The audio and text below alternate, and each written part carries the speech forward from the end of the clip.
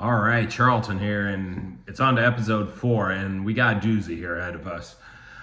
This one, I don't even have a rating. I think it's both the best episode and the worst episode combined into one.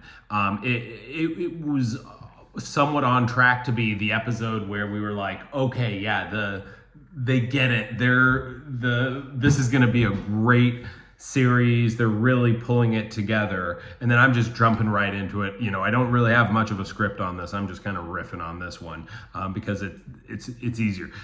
The the meeting between Jin and Dashang and Dashi and the ETO party, the Earth Tricellan Organization party.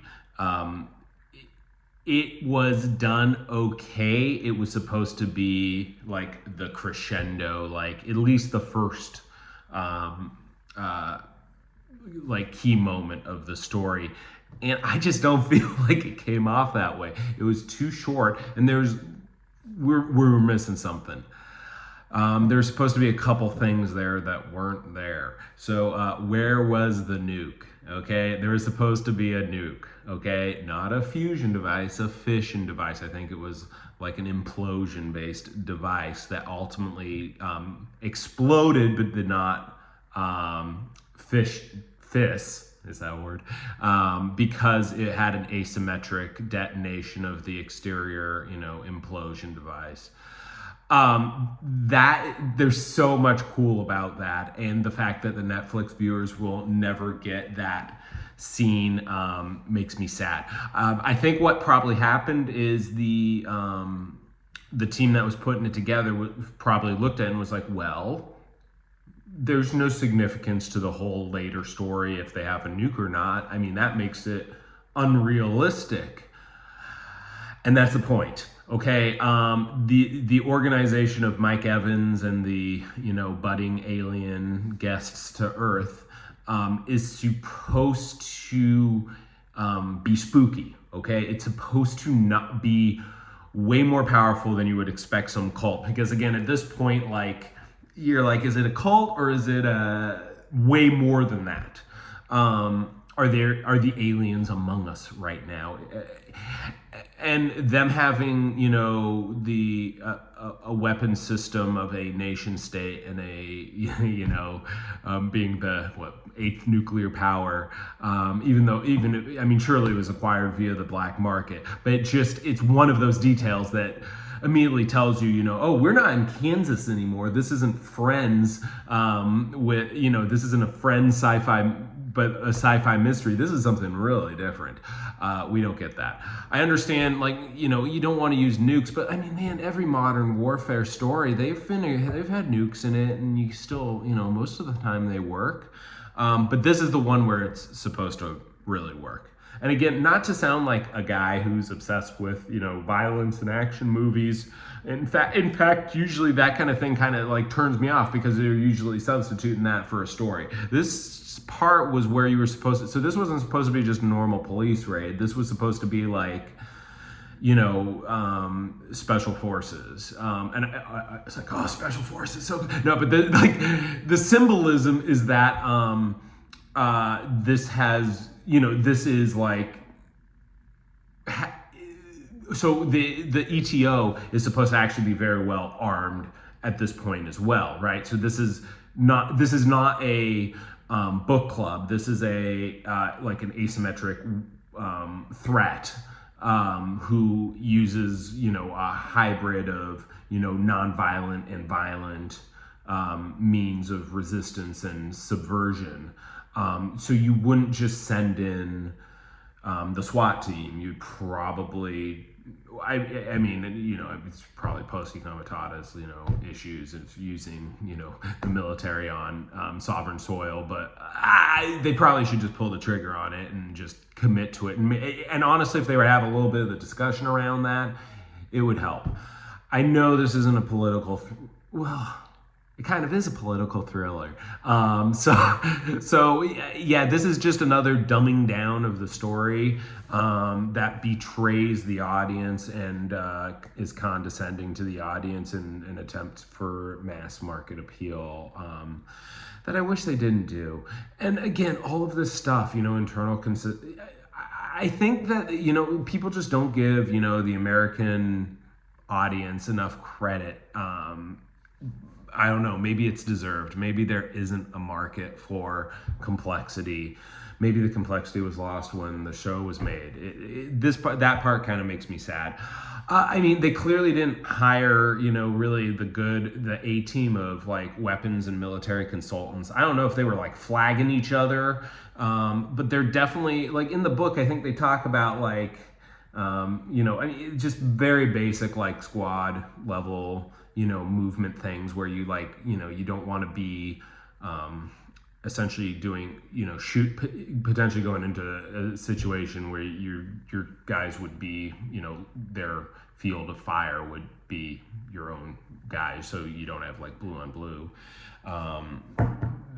This was, in between like bad weapons handling and like people kind of just stumbling around, not looking at all organized, or the police SWAT team not looking at all organized. Like they missed that one chance to really show, that Thomas Wade, Dashi, that whole gang is actually, very sophisticated and instead looks kind of simple.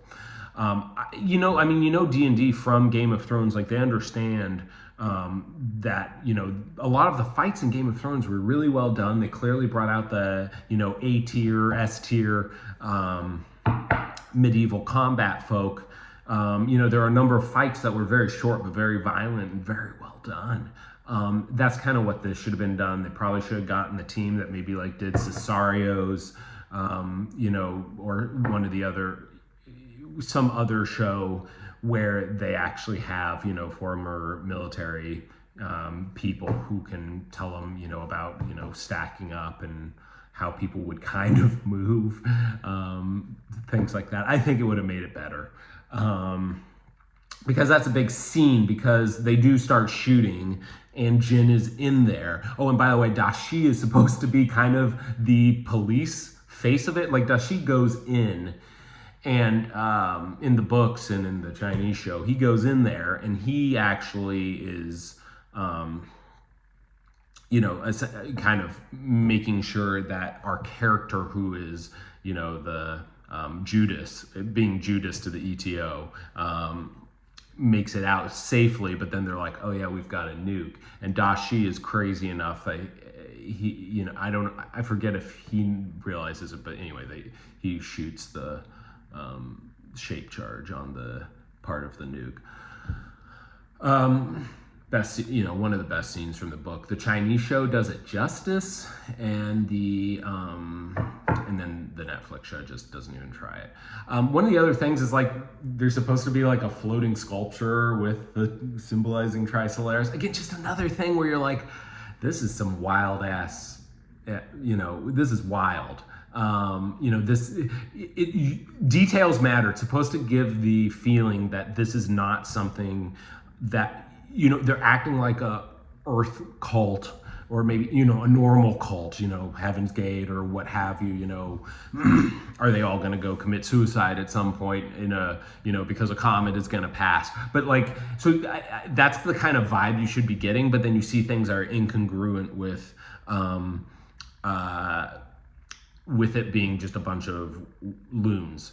And by the way, and the whole thing with the ship Judgment Day and Mike Evans, like they're doing so well on that.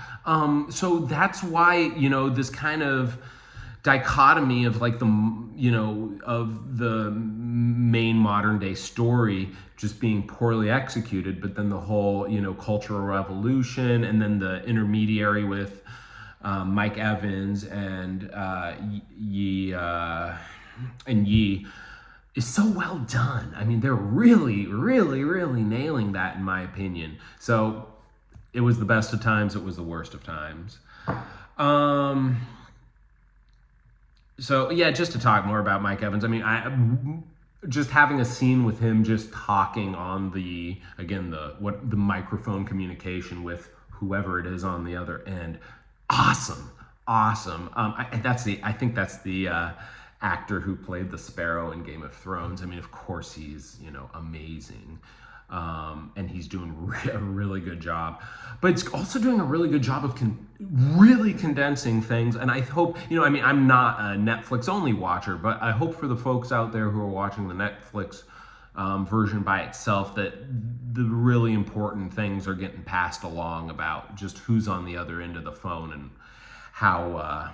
There's a whole bunch of things going on, back to the, last episode where he's like, well, the tumor, I don't blame it, but it's going to try to kill me and I don't want it to take over my body. That theme is also coming out in this episode when you're hearing them chat and, when the voice is like, oh, you lie. Well, we can't trust you. It's just so well done. It's condensing pages and pages and, maybe an hour or two of material into a short part that is, consumable on the TV.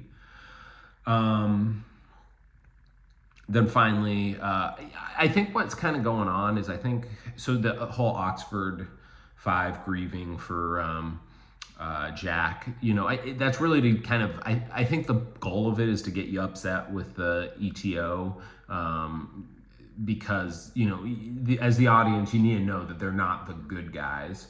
And you can do that in a variety of ways. In this case, they chose to do that. I think it's fine. I think it works. Just keep in mind, my theory is they're doing that because they had to sacrifice the other ways. You start to get upset with the ETO in the book and in the TV and in the Chinese show. Essentially, the goal of the, you shouldn't, as the viewer, you shouldn't be having conflicting feelings. Like the ETO is not a, was it a heroic villain or something like that. It's, it should come across as a pure villain. The problem is Yi does such a good job and the actress does such a good job of portraying the reasons, the earth, can't fix itself anymore. You're supposed to have a little bit of sympathy to the point of view, where maybe someone could,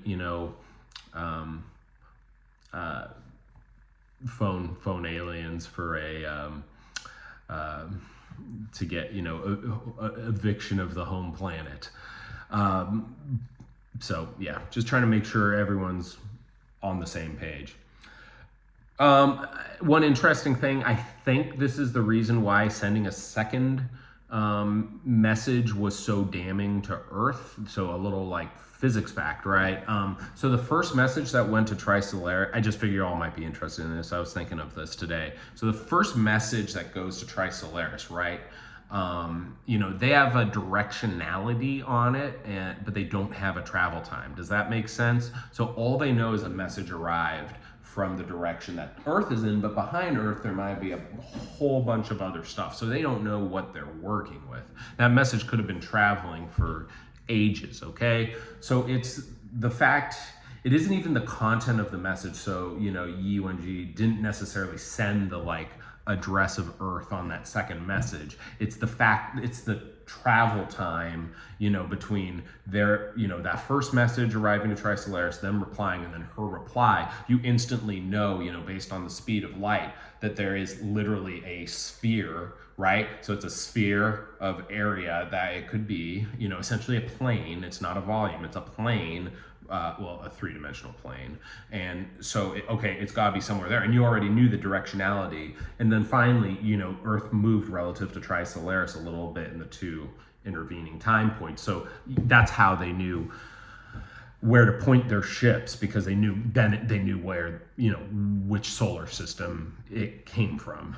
And 400 years away, I think interstellar travel, they're doing, a fraction of the speed of light, 400 years I think it's something like it's actually like 40 light years away, but they're going like 0.1 c or 10% of the speed of light, with a speed up and a speed down period. So 0.1 c on average, something like that. I don't know if you call that near relativistic time travel. But anyway, all right, let's see. Is there anything else I missed? Just no real rating for this episode. I really hope that people continue to watch it and it continues to, it gets its second season, and then I hope they make changes when they do the second season. I'm sure, my voice will be, just like yelling into the wind, right? But hopefully, other people are kind of saying, okay, let's compare this to the Chinese version, which, by the way, if you threw the Chinese version on Netflix right now, I don't think you're going to get a ton of traction. Who knows? Maybe it will be. I mean, you can just watch it for free on YouTube right now. I mean, it is on there. And I think people are going to say the Netflix version is better or plays better, unless you really just want that one for one, scene for scene recreation. But man, I'll tell you, the ETO raid scene in the Chinese version feels higher budget, and it feels more true to the book, and it plays out better, and it's still not as good as they describe it in the book, okay? But the Chinese version does so much better. The location kind of upset me a little bit too. The location in the Netflix show feels a little bit like like an art gallery gathering. It looked like it started out at a farm. Doesn't quite make sense. It gave you more of the VIP experience when it's supposed to be more paramilitary. And part of the reason that they needed that infiltration team, and they had to shoot so many people, is because the people guarding it were so, there were a lot of people just guarding the front. It was supposed to be a very difficult to penetrate situation. This is, it all goes back, Da Shi continues to be fine. He's fine, but he's not being used as well as, you would in the book he was. And at this point, I don't know if they can, this was his moment. So if he doesn't shine in this moment, I think, it's probably, that's about it. But anyway, Mike Evans and UNG, all that backstory is amazing. Them having this love story, reunion on the boat, a murder, genocide, love, sex, orgy, sure. It's great. It's crazy that they, I don't think that was in the book. I don't know. I forget if they were romantically entangled or not. They're certainly ideologically entangled, which was the crux of it. Yi Wenji continuing on in the modern day, as the, kind of the Ice Queen. She knows everything that's going on. They haven't really started to hint at who's the person who's really pulling the strings. It's great that they're showing Mike Evans is the guy who talks to, the aliens. And again, he may be in over his head. So all right. Well, let's move on to episode 5, see where it goes from there. Y'all have a good day.